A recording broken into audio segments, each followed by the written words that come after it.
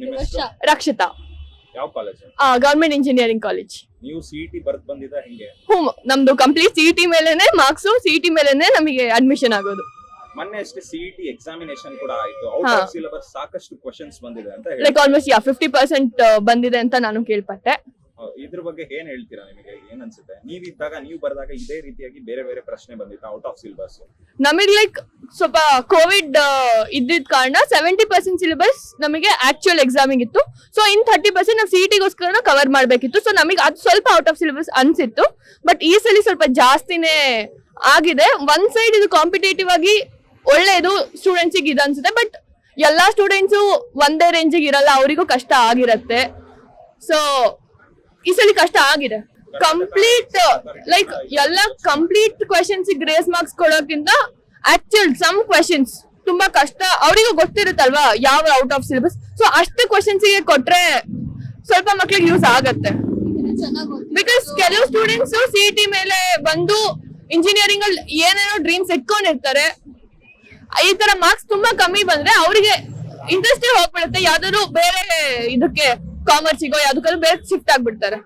ಆ ರೀತಿ ನಿಮಗೆ ಗೊತ್ತಿರೋರು ಯಾರಾದ್ರೂ ಆಗಿದೆ. ಲಾಸ್ಟ್ ಟೈಮ್ ನಮ್ದು ರಿಸಲ್ಟ್ ಏನಾಯ್ತು, ನಮ್ ಜೊತೆ ನಮ್ಗಿಂತ ಸೀನಿಯರ್ಸ್ ಇರೋರು ಬರ್ದಿದ್ರಲ್ವಾ, ಅವ್ರಿಗೆ ಕೋವಿಡ್ ಪಾಸ್ ಮಾಡಿದ್ರು ಸೆಕೆಂಡ್ PUC. ಸೊ ಹಂಗಾಗಿ ಈಗ ಲೈಕ್ ಸೆಕೆಂಡ್ PUC ರಿಸಲ್ಟ್ಸ್ ಮೇಲೆ ನಮಗೆ ಸಿಇಟಿ ರಿಸಲ್ಟ್ಸ್ ಮ್ಯಾಟರ್ ಆಗತ್ತೆ. ಸೊ ಅವರಿಗೆ ಹಂಗೆ ಪಾಸ್ ಮಾಡಿದ್ರು, ನಾವು ಎಕ್ಸಾಮ್ ಬರ್ದ್ ಪಾಸ್ ಆದ್ವಿ. ಸೊ ಅದು ಸ್ವಲ್ಪ ಕಾಂಪ್ಲಿಕೇಶನ್ಸ್ ಆಗಿ ನಮಗೆ ತುಂಬಾ ಡಿಲೇ ಆಗಿದ್ ಕಾರಣ ನಮ್ಮ ಎಷ್ಟೋ ಜನ ಫ್ರೆಂಡ್ಸೇನೆ ಇಷ್ಟು ಡಿಲೇ ಆಗ್ತಿದೆ, ಕಾಲೇಜ್ ಸ್ಟಾರ್ಟ್ ಆಗೋದು ಲೇಟ್ ಆಗಿದೆ ಅಂತ ಬೇರೆ ಕೋರ್ಸ್ ಅಂದ್ರೆ ಲೈಕ್ ಕಾಮರ್ಸ್ ಆರ್ಟ್ಸ್ ಸೇರ್ಕೊಂಡಿರೋರು ಇದ್ದಾರೆ. ಅವರು ಇವಾಗಿನ ಟೆಕ್ನಾಲಜಿಗೆ ತಕ್ಕಂತೆ ಅಪ್ಡೇಟ್ ಆಗ್ಬೇಕು. ಅವರಲ್ಲೂ ಇಂಪ್ರೂವ್ಮೆಂಟ್ಸ್ ಬೇಕು. ಇನ್ನು ಖಂಡಿತವಾಗ್ಲೂ ಇಲ್ಲ, ತಪ್ಪು. ಬಿಕಾಸ್ ಇದೆಲ್ಲ ಸ್ಟೂಡೆಂಟ್ ಮೇಲೆ ಪ್ರಭಾವ ಬೀಳುತ್ತೆ. ಅವ್ರಿಗೂ ಏನೇನೋ ಡ್ರೀಮ್ಸ್ ಇರುತ್ತೆ. ಹೊರಗಡೆ ಫ್ಯಾಕ್ಟರ್ಸ್ ಈ ತರ ಎಲ್ಲ ಎಫೆಕ್ಟ್ ಆದ್ರೆ ಅವ್ರಿಗೆ ಎಜುಕೇಶನ್ ಮೇಲೆ ಇಂಟ್ರೆಸ್ಟೇ ಹೋಗ್ಬಿಡ್ಬೋದು ಅಲ್ವಾ, ಅವ್ರ ಡ್ರೀಮ್ ಮೇಲಿರೋ ಇಂಟ್ರೆಸ್ಟೇ ಹೋಗ್ಬಿಡ್ಬೋದು. ಯಾವ ಕಾಲೇಜ್ ನೀವು? ನಾನು ಮಹಾರಾಣೀಸ್ ಕಾಲೇಜಲ್ಲಿ ಓದ್ತಾ ಇರೋದು. ಮೊನ್ನೆ ಅಷ್ಟೇ ಸಿಇಟಿ ಎಕ್ಸಾಮ್ ಆಯ್ತು. ಇದರಲ್ಲಿ ಬೇರೆ ರೀತಿ ಔಟ್ಸೋರ್ಸ್ ಇಂದ ಇರುವಂತ ಪ್ರಶ್ನೆಗಳು ಇದೆ ಅಂತ ಹೇಳ್ತಿದ್ರು. ಸಿಇಟಿಯಲ್ಲಿ ಇದು ಎಕ್ಸಾಮ್ ಅಟೆಂಡ್ ಮಾಡಿದಂತ ಸ್ಟೂಡೆಂಟ್ಸ್, ಇದ್ರ ಬಗ್ಗೆ ಗೊತ್ತಿದ್ಯಾ? ಐಡಿಯಾ ಇದೆಯಾ ನಿಮಗೆ?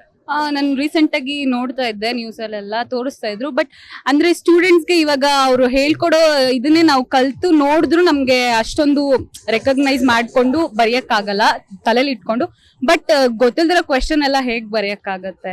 ಕೊಡ್ಬೇಕು ಅಂತ ಅನ್ಸುತ್ತೆ. ಯಾಕಂದ್ರೆ ನಮ್ಗೆ ಗೊತ್ತಿರೋದೇ ನಾವು ಬರೆಯಕ್ಕಾಗಲ್ಲ. ಅದ್ರಲ್ಲೂ ಒಂದ್ ಕ್ವೆಶನ್ಗೆ 1 ಮಿನಿಟ್ ಅಷ್ಟೇ ಇರುತ್ತೆ. ಅದ್ರಲ್ಲೂ ಮ್ಯಾಥ್ಸ್ ಕ್ವೆಶನ್ ಅಂತೂ ಸಾಲ್ವೇ ಮಾಡಕ್ಕಾಗಲ್ಲ. ಸೊ ಕೊಡ್ಬೇಕು, ಕೊಟ್ರೆ ಚೆನ್ನಾಗಿರುತ್ತೆ ಅಂತ. ಹೌದು, 100% ಆಗುತ್ತೆ. ತುಂಬಾ ಜನ ಅಂದ್ರೆ ತಿಂಗ್ಳಾನ್ಗಟ್ಲೆ ಓದಿರ್ತಾರೆ. ಈ ತರ ಸಿಇಟಿ ನಲ್ಲಿ ಎಕ್ಸಾಮ್ ಅಲ್ಲಿ ಪಾಸ್ ಮಾಡಿ ಮತ್ತೆ ಫೀಸ್ ಎಲ್ಲ ಕಮ್ಮಿ ಆದ್ರೆ ಅವ್ರಿಗೆ ಅನುಕೂಲ ಆಗುತ್ತೆ. ಆ ತರನು ಯೋಚನೆ ಮಾಡ್ತಿರ್ತಾರೆ. ಗ್ರೇಸ್ ಮಾರ್ಕ್ಸ್ ಕೊಟ್ರೆ ಚೆನ್ನಾಗಿರುತ್ತೆ ಅಂತ ಅನ್ಸುತ್ತೆ. ಸೊ ದಟ್ ಅವರ ಎಜುಕೇಶನ್ ಅಲ್ಲಿ ಸ್ವಲ್ಪ ಹೆಲ್ಪ್ ಮಾಡ್ದಂಗೂ ಆಗುತ್ತೆ. ಗೌರ್ಮೆಂಟ್ ಕಡೆಯಿಂದ ಫೀಸ್ ಎಲ್ಲ ಕಮ್ಮಿ ಮಾಡ್ತಾರಲ್ವಾ. ಸ್ಟೂಡೆಂಟ್ಸ್ ಅವರು ಇವಾಗ ಯಾಕಂದ್ರೆ ಸ್ಟೂಡೆಂಟ್ಸ್ ನ ಅಷ್ಟೊಂದು ಗಮನಕ್ಕೆ ತಗೊಂತಾ ಇಲ್ಲ. ಇವಾಗ ಎಲೆಕ್ಷನ್ ಅಂತ ಸ್ವಲ್ಪ ಬ್ಯುಸಿ ಆಗ್ಬಿಟ್ಟಿದ್ದಾರೆ. ಗಮನಕ್ಕೆ ಬರ್ಬೇಕು, ಅವ್ರ ಗಮನಕ್ಕೆ. ಸೊ ಕೊಡ್ಬೇಕು, ಗ್ರೇಸ್ ಮಾರ್ಕ್ಸ್ ಕೊಡ್ಬೇಕು. Thank you. Hello sir. Hello, ನಿಮ್ಮ ನೇಮ್ ಸರ್? ನನ್ನ ಹೆಸರು ದೀಕ್ಷಿತ್. ಏನ್ ಮಾಡ್ಕೊಂಡಿದ್ದೀರಾ? ನಾವು ಇಂಜಿನಿಯರಿಂಗ್ ಸೆಕೆಂಡ್ ಇಯರ್ ಓದ್ತಿದ್ದೀವಿ. ಯಾವ college sir? Government SKSJTI Bengaluru. Sir, ಮೊನ್ನೆ ಅಷ್ಟೇ ನಾನು ಕೇಳ್ಪಟ್ಟೆ ಸಿಇಟಿಯಲ್ಲಿ 50% ಗಿಂತ ಜಾಸ್ತಿ ಔಟ್ಸೋರ್ಸ್ ಕ್ವಶನ್ಸ್ ಇತ್ತು, ರಿಲೇಟೆಡ್ ಕ್ವಶನ್ಸ್ ಇರಲಿಲ್ಲ ಅಂತ. ಹೌದಾ ಸರ್? ಇದ್ರ ಬಗ್ಗೆ ಮಾಹಿತಿ ಇದೆಯಾ ನಿಮಗೆ? ಇದೆ. ಅಂದ್ರೆ ಈ ಸಲನೇ ಅಲ್ಲ, ಲಾಸ್ಟ್ ಟೈಮ್ ಕೂಡ ಹಿಂಗೆ ಆಗಿತ್ತು. ಲಾಸ್ಟ್ ಟೈಮ್ ನಾನು ಲಾಸ್ಟ್ CET ಬರ್ದಿದ್ದು, ನಾನು CET ರಿಪೀಟರ್. ನಮ್ಮ ಕೇಸಲ್ಲಿ ಬೇರೆ ಇದಾಗಿತ್ತು. ನಾನು ರಿಪೀಟರ್ ಆಗಿದ್ರಿಂದ ಅದು ರ್ಯಾಂಕಿಂಗ್ ಸ್ವಲ್ಪ ಹೆಚ್ಚು ಕಡಿಮೆ ಆಗೋಗಿತ್ತು. ಅದು ಫಸ್ಟ್ ಟೈಮ್ ಬರೀತಾ ಇರೋದವ್ರಿಗೆ ಫಸ್ಟ್ ರ್ಯಾಂಕಿಂಗ್ ಕೊಟ್ಬಿಟ್ಟು ನಂತರ ನಮಗ್ ಬೇರೆ ಕೊಟ್ಟಿದ್ರು. ಅದರಿಂದ ಒಂದು ಕೇಸ್ ಆಗಿ ಅದು ಸ್ವಲ್ಪ ಪ್ರೊಟೆಸ್ಟ್ ತರ ಆಗ್ಬಿಟ್ಟು ನಮ್ದು ರಿಸಲ್ಟ್ಸ್ ಸ್ವಲ್ಪ ಡಿಲೇ ಆಗಿ ಒಂದು 6 ತಿಂಗಳು ಲೇಟ್ ಆಗೋಗಿತ್ತು. ಮತ್ತೆ ರ್ಯಾಂಕ್ಸ್ ರಿಲೀಸ್ ಮಾಡಿ ಮತ್ತೆ ಮಾಡಿದ್ರು. ಈ ಬಾರಿ ನೋಡ್ತಾ ಹೋದ್ರೆ 50% ಗಿಂತ ಅಧಿಕವಾಗಿ ಔಟ್ಸೋರ್ಸ್ ಕ್ವಶನ್ಸ್ ಬಂದಿದೆ ಅಂತ. ಔಟ್ ಆಫ್ ಸಿಲೆಬಸ್ ತರ. ಅದನ್ನ ಅಟೆಂಡ್ ಮಾಡಕ್ಕೆ ಸ್ಟೂಡೆಂಟ್ಸ್ ತುಂಬಾ ಕಷ್ಟ ಆಗುತ್ತೆ. ಹಂಗಿರಬಾರ್ದು. ಹಂಗಿದ್ರೆ ಕಾಂಪಿಟೇಷನ್ ತುಂಬಾ ಜಾಸ್ತಿ ಆಗುತ್ತೆ. ಅಂದ್ರೆ ಕ್ವಶನ್ಸ್ ಔಟ್ಸೋರ್ಸ್ ಅಂದ್ರೆ ಡೈರೆಕ್ಟ್ ಔಟ್ಸೋರ್ಸ್ ಆಗಿರಲ್ಲ, ಸ್ವಲ್ಪ ಕಾಂಪ್ಲಿಕೇಟೆಡ್ ಆಗಿರುತ್ತೆ ಅಷ್ಟೇ. ಅಂದ್ರೆ ಇದಕ್ಕಿಂತ ಕಾಂಪ್ಲಿಕೇಟೆಡ್ ಎಕ್ಸಾಮ್ಸ್ ಬರೀತಾರೆ ಸ್ಟೂಡೆಂಟ್ಸ್. ಇದ್ರ ಜೊತೆ ನೀಟ್ ಮತ್ತೆ JEE ಕೂಡ ಬರೀತಾರೆ. ಅದ್ರಲ್ಲಿ ಇದಕ್ಕಿಂತ ಕಷ್ಟ ಇರುತ್ತೆ. ಸ್ವಲ್ಪ ಆ ಲೆವೆಲ್ ಅಲ್ಲಿ ಇತ್ತು ಅಷ್ಟೇ. ಕ್ವಶನ್ಸ್ ಜಾಸ್ತಿ ಡಿಫ್ರೆಂಟ್ ಆಗಿರ್ಲಿಲ್ಲ ಅಷ್ಟೇ. ಈ ರೀತಿ ಕೊಡೋದ್ರಿಂದ ಸ್ಟೂಡೆಂಟ್ಸ್ ಮೇಲೆ ಯಾವ ರೀತಿ ಪರಿಣಾಮ ಬೀಳುತ್ತೆ ಅಂತ? ಅಂದ್ರೆ ಸ್ವಲ್ಪ ಓದೋದಕ್ಕೆ ಸ್ಟ್ರೆಸ್ ಜಾಸ್ತಿ ಆಗುತ್ತೆ, ಮನೆಯಲ್ಲಿ ಸ್ವಲ್ಪ ಜಾಸ್ತಿ ಸ್ಟ್ರೆಸ್ ಆಗುತ್ತೆ ಅಷ್ಟೇ. ಅದ್ಬಿಟ್ರೆ ಆರಾಮಾಗಿ ಪಾಸ್ ಆಗ್ಬೋದು ಅಂತೀರಾ ನೀವು? ಪಾಸ್ ಆಗ್ಬೋದು ಅಂದ್ರೆ ಹಂಗಲ್ಲ. ಅಲ್ಲ ಅಷ್ಟು ಹೊರಗಿಂದ ಕೊಟ್ರೆ ಏನ್ ತೊಂದ್ರೆ ಆಗಲ್ವಾ ಸ್ಟೂಡೆಂಟ್ಸ್ ಗೆ? ತೊಂದರೆ ಆಗಲ್ಲ ಅಂದ್ರೆ ಸ್ಟ್ರೆಸ್ ಜಾಸ್ತಿ ಆಗುತ್ತೆ ಅಷ್ಟೇ. ಅದ್ಬಿಟ್ಟು ಬೇರೆ ಏನಿಲ್ಲ, ಓದ್ ಪಾಸ್ ಮಾಡ್ಕೋಬಹುದು ಅಂತೀರಾ?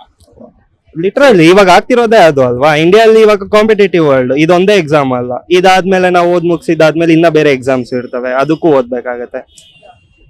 ಅಂದ್ರೆ ಈ ಟೈಮ್ಗೆ ಅದು ಕಾಮನ್ ಆಗ್ಬಿಟ್ಟಿದೆ ಪೋಸ್ಟ್ ಕೋವಿಡ್. ಈ ಬಗ್ಗೆ ಸಿಇಟಿ ಅವ್ರಿಗೆ ಕೇಳಿದ್ರೆ ಈ ತರ ಔಟ್ಸೋರ್ಸ್ ಕ್ವಶನ್ಸ್ ಎಲ್ಲ ಬಂದಿದೆ ಅಂತ ಕೇಳಿದ್ರೆ ಅವರು ಇಲ್ಲ ಗ್ರೇಸ್ ಮಾರ್ಕ್ಸ್ ಕೊಡ್ತೀವಿ ಅಂತಿದ್ದಾರೆ. ಇದ್ರ ಬಗ್ಗೆ ಏನಂತೀರಾ ನೀವು? ಅದು ತಪ್ಪು. ಒಂದ್ ಕಡೆಯಿಂದ ನೋಡಿದ್ರೆ ಗ್ರೇಸ್ ಮಾರ್ಕ್ಸ್ ಕೊಡ್ತೀವಿ ಅಂದ್ರೆ ಅದು ಅವ್ರ ತಪ್ಪಾದಂಗೆ ಲೆಕ್ಕ, ಅಂದ್ರೆ ಅವ್ರ ತಪ್ಪು ಒಪ್ಕೊಂಡಂಗೆ. ಗ್ರೇಸ್ ಮಾರ್ಕ್ಸ್ ಕೊಡ್ತೀವಿ ಅಂದ್ರೆ ಕೊಡ್ಬೇಕು ಅನ್ಸುತ್ತಾ ನಿಮಗೆ? ಹಿಂಗ್ ಅನ್ಸುತ್ತೆ ಕೊಡ್ಬಾರ್ದು ಅನ್ಸುತ್ತಾ ಗ್ರೇಸ್? ಅಂದ್ರೆ ಔಟ್ ಆಫ್ ಸಿಲೆಬಸ್ ಕೇಳಿದ್ರೆ ಕೊಡ್ಲೇಬೇಕು. ಅಂದ್ರೆ ಒಂದು ಈಗ ಸಿಲೆಬಸ್ ಮೇಲೆ ಕಾಂಪ್ಲಿಕೇಟೆಡ್ ಆಗಿ ಕೇಳಿದ್ರೆ ಅದು ಅವ್ರಿಗೆ ಸಂಬಂಧನೇ ಇಲ್ಲ. ಔಟ್ ಆಫ್ ಸಿಲೆಬಸ್ ಕೊಟ್ಟಿದ್ದಾರೆ ಅಂದ್ರೆ ಗ್ರೇಸ್ ಕೊಡ್ಲೇಬೇಕು. ಅಬ್ಜೆಕ್ಷನ್ ಹಂಗಾಗುತ್ತೆ. ಅದಕ್ಕೆ ತುಂಬಾ ಲೇಟ್ ಆಗುತ್ತೆ, ಬಟ್ ಬರುತ್ತೆ, ಒಂದು ಡಿಸಿಷನ್ ಬರುತ್ತೆ. ಲಾಸ್ಟ್ ಟೈಮ್ ನಾವು ಬರ್ದಾಗೂ ಹಿಂಗೆ ಆಗಿತ್ತು, ಅಷ್ಟು ಡಿಲೇ ನೀವು ಆಗಿತ್ತು. ಬರ್ದಾಗ ಯಾವ ತರ ಡಿಲೇ ಆಗಿದೆ? ನಾವು ಬರ್ದಾಗ ರಿಸಲ್ಟ್ಸ್ ಫಸ್ಟ್ ಬಂದ್ಬಿಡ್ತು, ರ್ಯಾಂಕಿಂಗ್ ಸ್ವಲ್ಪ ಹೆಚ್ಚು ಕಡಿಮೆ ಆಗೋಯ್ತು. ಈಗ ಫ್ರೆಶರ್ಸ್ ಬರ್ದಿರ್ತಾರಲ್ವಾ, ಅವ್ರಿಗೆ ಈಗ 2 lakhs ಬರ್ದಿರ್ತಾರೆ ಅನ್ಕೊಳ್ಳಿ ಸ್ಟೂಡೆಂಟ್ಸ್. ಅದರಲ್ಲಿ 1.5 lakhs ಫ್ರೆಶರ್ಸ್, 50 lakhs ಇದು 50,000 ಮೆಂಬರ್ಸ್ ರಿಪೀಟರ್ಸ್ ಬರ್ದಿರ್ತಾರೆ ಅನ್ಕೊಳ್ಳಿ. ಫಸ್ಟ್ 1.5 lakhs ಅಲ್ಲೇ ಫ್ರೆಶರ್ಸ್ಗೆ ಕೊಟ್ಬಿಟ್ಟು ಮಿಕ್ಕಿದ 50,000 ಸ್ಟೂಡೆಂಟ್ಸ್ಗೆ ಮತ್ತೆ ರಿಪೀಟರ್ಸ್ ಅನ್ಕೊಟ್ರು ರ್ಯಾಂಕು. ಅದು ಸ್ವಲ್ಪ ಪ್ರಾಬ್ಲಮ್ ಆಯ್ತು. ನನಗೆ ಸ್ಕೋರ್ ಬಂದು ಆಲ್ಮೋಸ್ಟ್ 70% ಸ್ಕೋರ್ ಮಾಡಿದ್ದೆ ಅದರಲ್ಲಿ. CET ಅಲ್ಲಿ 3 ಸಬ್ಜೆಕ್ಟ್ಸ್ ಬರ್ದಿದ್ದು PCM. ನನಗೇನಾಗಿತ್ತು ಅಂದ್ರೆ 1 ಲಕ್ಷ ಮೇಲೆ ಬಂದಿತ್ತು ರ್ಯಾಂಕು. ಆಮೇಲೆ ಅದನ್ನೆಲ್ಲ ಪ್ರೊಟೆಸ್ಟ್ ಆಯ್ತು, ತುಂಬಾ ಪ್ರೊಟೆಸ್ಟ್ ಆಯ್ತು. 3-4 months ಮತ್ತೆ ರಿಸಲ್ಟ್ಸ್ ಮತ್ತೆ ರಿಲೀಸ್ ಮಾಡ್ತೀವಿ ಅಂತ ಹೇಳಿದ್ರು, ಮತ್ತೆ ರಿಲೀಸ್ ಮಾಡಿದ್ರು. ಆಗ ನನ್ನ ರ್ಯಾಂಕ್ ಬಂದು 40,000 ಬಂತು.